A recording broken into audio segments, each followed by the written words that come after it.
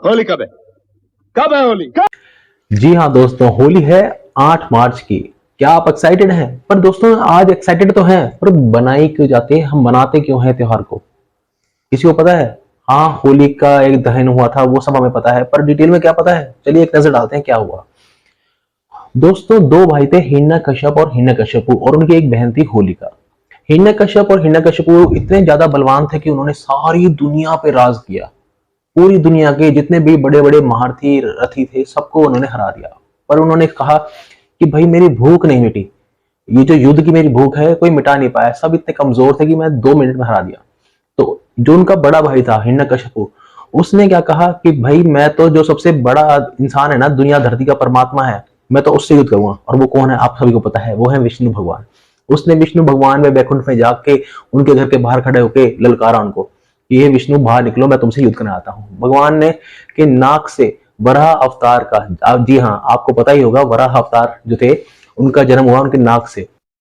हिरण्यकश्यपु और वराह अवतार का कई दिनों कई वर्षों तक युद्ध चलता रहा। सारे ऋषि मुनि वहां खड़े हुए, सारे देवता लोग उन पर फूल बरसाते रहे।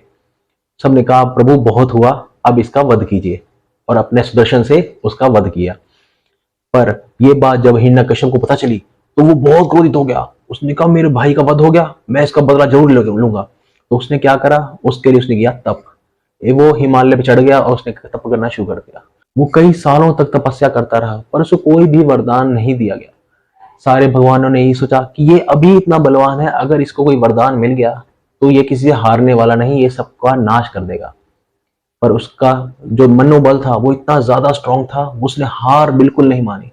उसने एक पैर पे खड़े होकर तप करना शुरू कर दिया। उसको तब भी कोई वरदान नहीं मिला, तो वो एक अंगूठे पे खड़ा होकर तप करने लगा। कई सालों तक तप करता रहा। उसका शरीर सारा सूख गया, कमजोरी आ गई, बिल्कुल चीटियां लग गई, चीटियां उसके पूरे शरीर को खाने लगी।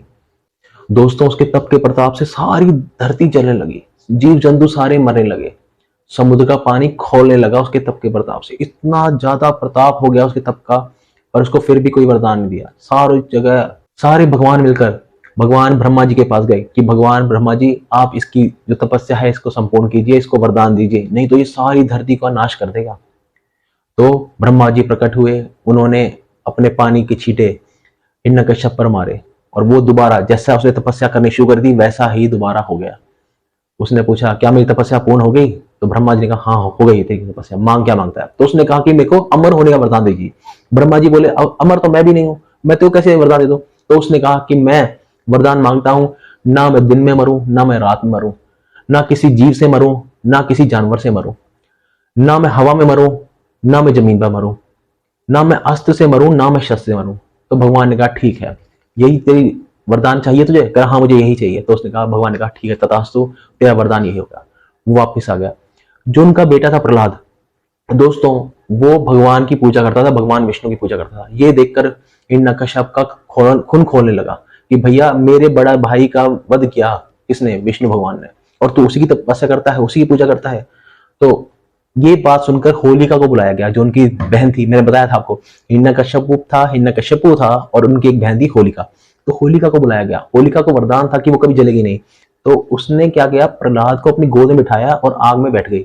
उन्होंने ये सोचा कि होलिका को तो वरदान है कि वो जल नहीं सकती, तो प्रहलाद जल के मर जाएगा। पर हुआ उल्टा, वरदान भी काम नहीं आया, प्रहलाद तो बच गया और होलिका जल के मर गई। जब ये बात दोस्तों हिरण्यकश्यप को पता चली कि मेरी बहन मर गई जलकर, उसे बहुत क्रोध आया। उसने प्रहलाद को बुलाया और पूछा कहाँ है तेरा भगवान? जिसकी तो पूजा करता है वो दिखता तो है नहीं, तो तू उसकी पूजा कर क्यों रहा है? मैं हूं भगवान, मेरी पूजा कर। तो प्रहलाद ने बोला कि मेरा भगवान तो हर जगह है, हर कण में बसता है। तो ये बात सुनकर हिरण्यकश्यप ने पूछा क्या इस दीवार में है तेरा भगवान? तो प्रहलाद बोला हाँ इस दीवार में भी मेरा भगवान बसता है। तो हिरण्यकश्यप ने भाला उठाया और दे के मारा कॉलम में। कॉलम टूट गया और एकदम से आवाज आई भड़ाम। एक धमाका हुआ बहुत तेज। हिरण्यकश्यप डर गया, अरे ये धमाका कैसे हुआ? तो वहां हमारे अवतार लिया किसने? नरसिंह भगवान ने।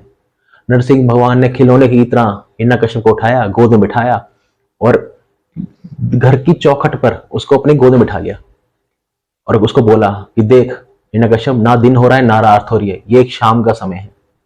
ना तू अस्त्र से मर रहा है ना तू शस्त्र से मर रहा है, तू मर रहा है मेरे नाखूनों से। ना तू जमीन पे मर रहा है ना तू आसमान में मर रहा है, तू मर रहा है मेरी गोद में।